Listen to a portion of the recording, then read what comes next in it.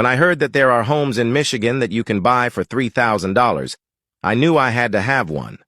What I found were homes that had been stripped to bare shells and homes with trees growing out of their tops. That's why when I found a place on a decent drive in relatively okay condition, I was thrilled that all the house was missing were the doors. The 4-bedroom, 3-bath house was amazing compared to what I had seen. Running water, working electrical, nice hardwood floors, no mold, no rot. Someone must have taken all the doors very recently, even the front and back ones, and nothing else, not even the copper handles and taps. I waited for the real estate agency to send someone out for the official show.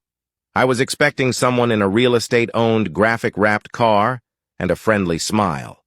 What I got was the world's most filthy van, driven by the world's sketchiest, skeeziest, and skitziest driver, creaking to a stop right in front of me.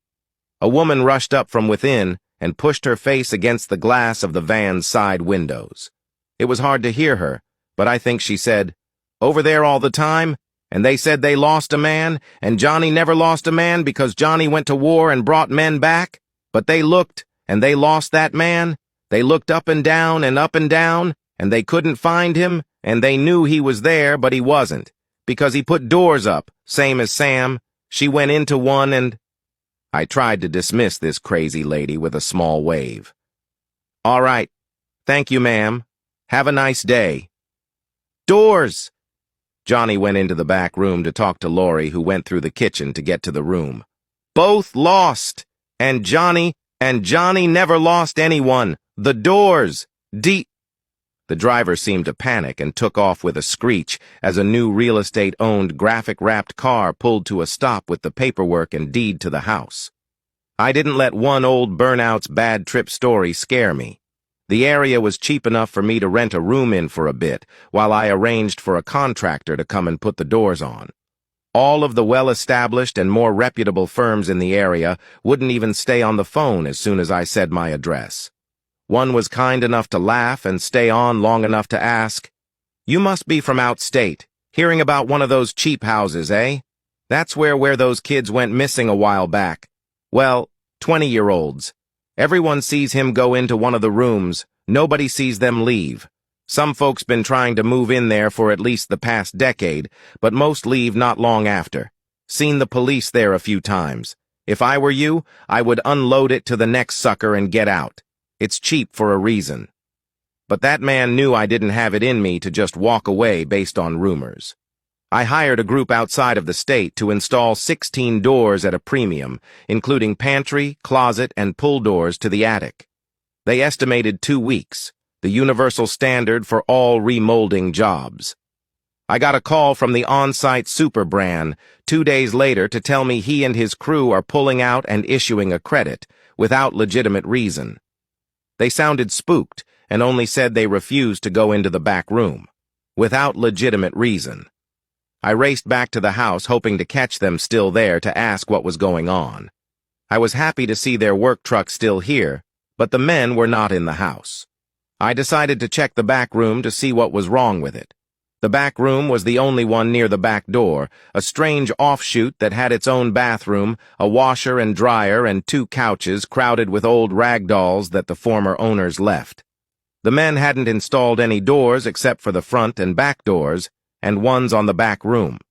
The only thing out of place in the back room, other than the creepy rag dolls, was Bran's cell phone still open with only 4% life left, enough for me to see it had tried to make 350 calls in 2 hours. They recorded 15 minutes of videos broken up into 2 to 3 minute segments. I watched the longest of the videos first. It was shaky hand camera video that showed my backroom door opening to my hallway, but a little different. The wall lights were in the wrong spot. Bran opened and shut the backroom door again to show a completely different room, the upstairs bathroom, before coming to the hallway again. Someone asked something in Spanish, and the cameraman answered, "Yay, the rooms are different each time we shut the door. I'm just getting the video of this craziest thing ever." They walked to the front door, and cameraman told a worker to abra la puerta, and one of them opened the door. The video showed the front door opening to the back room. They laughed, shut the front door, and opened it again. It was still the back room. Bran returned to the back room and opened that door and saw that it now opened to the guest bedroom. Their laughs were weakened with fear. The video bobbed wildly as they ran to the back door and opened it to find the front room. One of the workers yelled, "Ventanas!" and the cameraman looked up at the windows. They no longer showed the outside, but other portions of the house. They were breathing hard, nearly hyperventilating, now. They ran through the front door and into a kitchen and through the den, all in a line when they shouldn't have been. They finally arrived to the back room, but all of the rag dolls were gone from the couch. The men off-screen gasped, and the cameraman murmured, "Oh my God!" As the camera was about to point at what they were looking at, the phone died.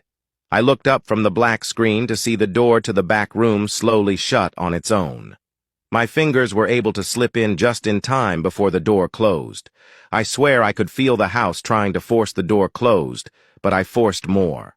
The front door was also closing on its own. By design of malicious intent, I can't say, but it was closing fast. I swear I saw a corner of my own bedroom starting to form outside before my foot kicked the door outward to the real world. Now there are no doors on my house.